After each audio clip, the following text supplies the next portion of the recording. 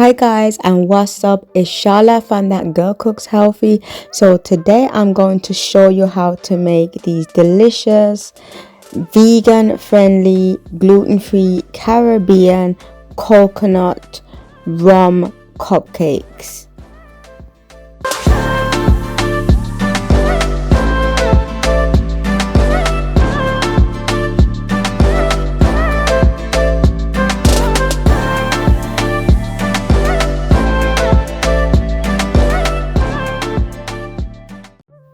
So these are the ingredients that you're going to need.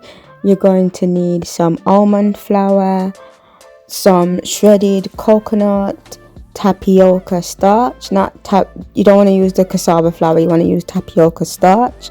I have some powdered sugar, which is unrefined, made from cane sugar, some almond milk, some vegan butter, some apple cider vinegar, olive oil, some spices, so mixed spice, some cinnamon, nutmeg, baking powder, vanilla extract, some toasted coconut, and I'm also using some rum extract because the recipe is actually non-alcoholic because I don't really drink and I'm catering to people who don't drink, so I'm using rum extract. However, you're more than welcome to use regular rum if you want to, in place of the rum extract that I'm using. So the rum extract I'm using is actually like almost like a Jamaican style dark rum, so it has a deep flavor to it. So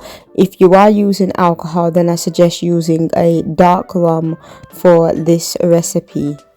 So the first thing that I'm going to do is to put these cupcake liners in my baking tray. So I'm using about 12 of them. You're going to need about 12 of them in total, so that's pretty much what I'm doing.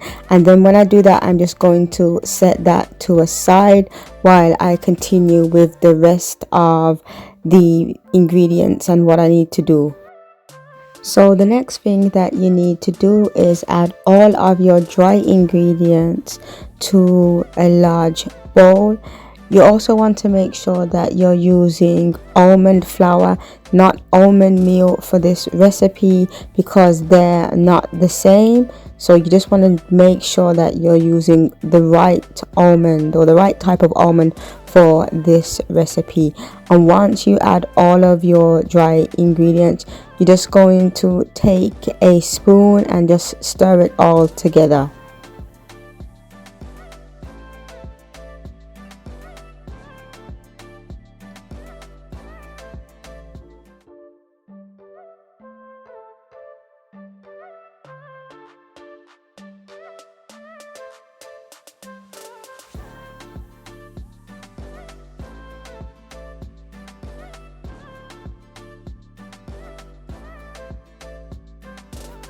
So the next thing we need to do is to add all of our wet ingredients to a jug, and then once you've done that, then you just need to give it a stir.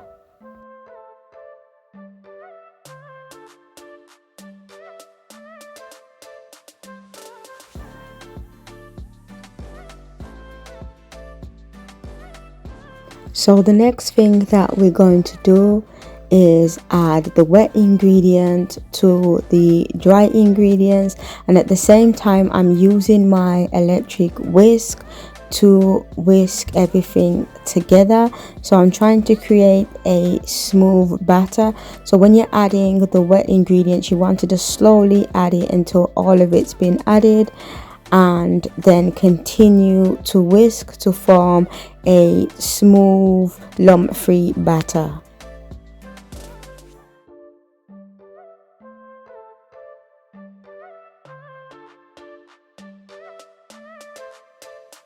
So the next thing you need to do is to spoon all of the batter into the cupcake cases.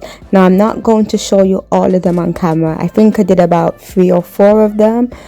So you want to fill it to about 3/3 full. You don't want to overfill or it's going to spill over and create a really heavy dome top for the cupcake, and we don't really want that.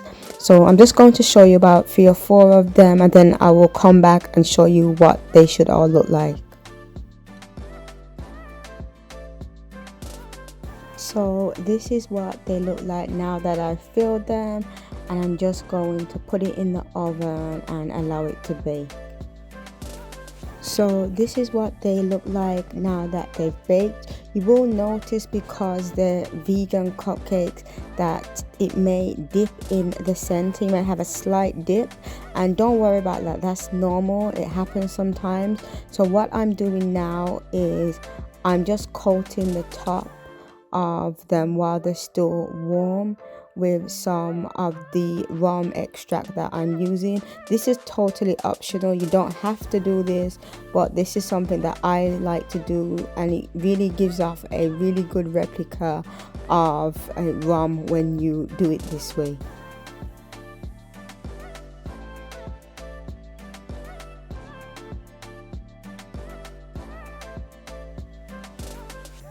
So now I'm going to show you how to make the frosting.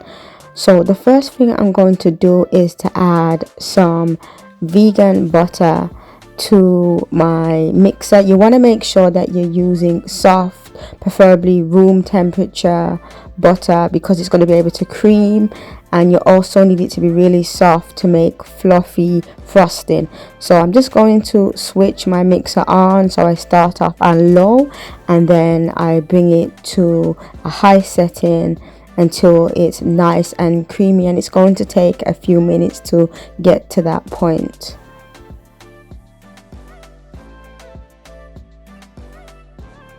So now that the butter is nice and creamy, the next thing we're going to do is to add some nutmeg and cinnamon, and I'm also going to add some more rum extract and vanilla.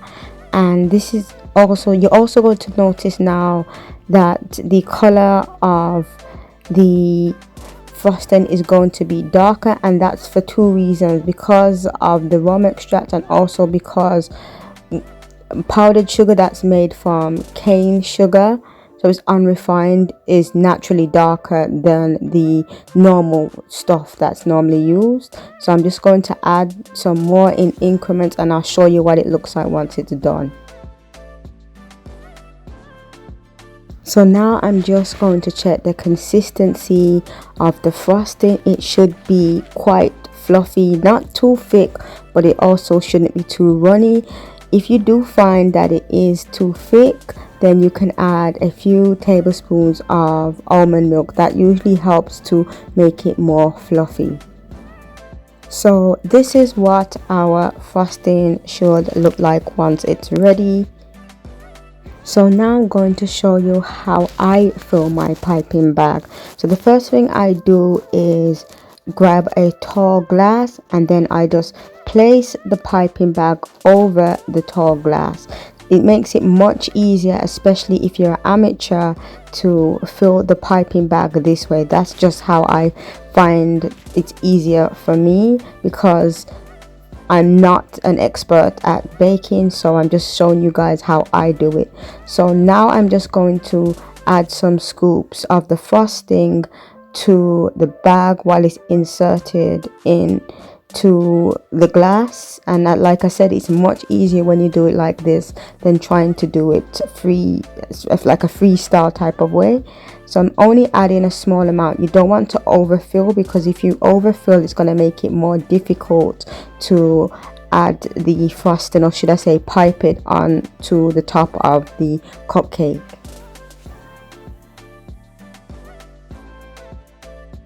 So now we're going to pipe our frosting on top of the cupcake. So I start on the outside, and then I work my way in a circle, and you just go on back on yourself, and then you sort of pile it up at the same time. You also want to squeeze on the top of the piping bag, because it's going to make it much easier to control the amount that comes out. So I'm going to show you a few more, and then I'm going to do the rest of them off camera, just to give you an idea of how you do it. As I said, I am not a professional. Baking is something that is not my core strength, so I'm just showing you the way that I do it. I'm being totally honest with you guys as well when you see me doing it.